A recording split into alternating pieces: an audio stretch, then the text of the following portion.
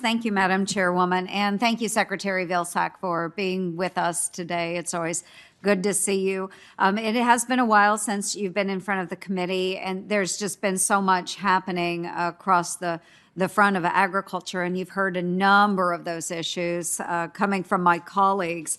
Right now, you know, our farmers are hurting, and there's a multifaceted crisis happening across the nation's ag community. There's a tidal wave of supply chain issues preventing our farmers from even getting the parts they need during this spring planting season. Farmers are paying more for fertilizer and other inputs, and they are really worried about the availability of them next year as well. With the sharp spike in a number of these input prices, then of course we have the rise of inflation. The food that is actually grown is costing Iowa consumers significantly more. We've seen an 11% increase in food costs since January of 2021. And at the same time, if we compare and contrast this, the administration has been pushing a pretty radical goal to conserve 30% of the U.S. land and water by 2030. And the scope of this 30 by 30 initiative is expansive. We've tried to do a dive into it, but it's littered with a lot of different buzzwords, but has very little when it comes to actual details of how this will be accomplished.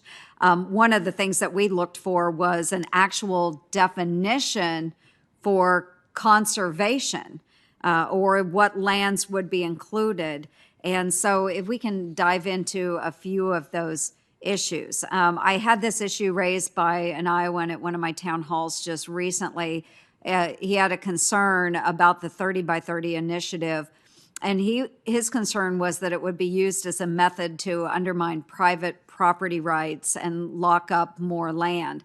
There are also concerns within the recreational fishing and hunting communities that it will be used as a means to arbitrarily restrict land access for those types of activities. Can you commit to me here today that the 30 by 30 initiative will not be used to undermine private property rights or to lock up land used for recreational fishing and hunting? Senator, I'd be happy to commit to the fact that private property rights will be respected in connection with any activities relative to conservation. That this is voluntary, it's conservation-oriented, it's farmer-led. It's basically utilizing the conservation programs that you and I have been supportive of during our entire public careers. That's what this is, and we're going to continue to look for ways in which we can provide assistance and help to expand the ability of farmers and ranchers to utilize conservation tools. Will we get additional details on how this is going to be accomplished? We have not been able to locate specifics on the initiative. Well, I think the details that you're going to get are the development of an atlas that is essentially going to keep track of the activities of farmers, ranchers, and producers relative to conservation. So, for example, we recently, Robert Bonning was out in Wyoming recently announcing a corridor initiative to a migratory corridor that's going to be protected. It's a partnership between the state of Wyoming, a number of those conservation hunting and angler groups to create a conservation corridor.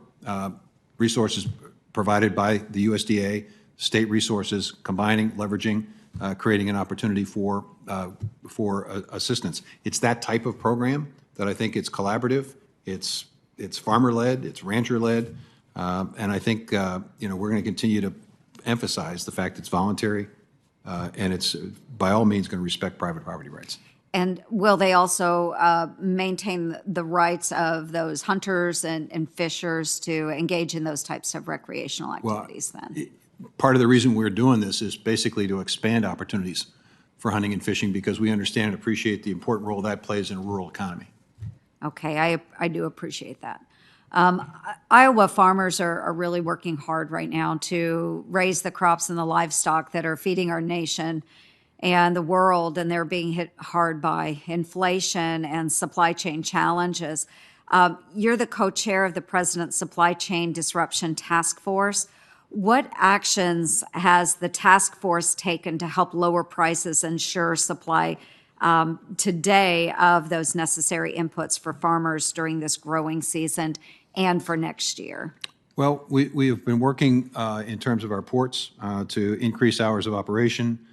We are providing opportunities for pop-up facilities that basically take some of the pressure and congestion off of the ports. Our Department of Labor is working on expanding apprenticeships to be able to put folks behind the wheel of trucks that are necessary. We've worked with the Surface Transportation Board to encourage our rail system to basically make the investments necessary to have a more resilient system. As you know, the Strategic Oil Reserve has been tapped. We've obviously provided for summer utilization of E15. And there are ways in which we, as I alluded to earlier, ways in which we are at the Department of Agriculture assisting folks during a tough time that gets into the TFAP program, the SNAP program, the WIC program, and things of that nature. So it's a combination of all this, and we're going to continue to work hard to find ways to bring costs down. Yeah, thank you. I appreciate it, Mr. Secretary, and hopefully with this supply chain disruption task force, we can see more information broadcast widely so our citizens know exactly how the administration is working with these problems. Thank you very much. Thank you, Madam Chairwoman.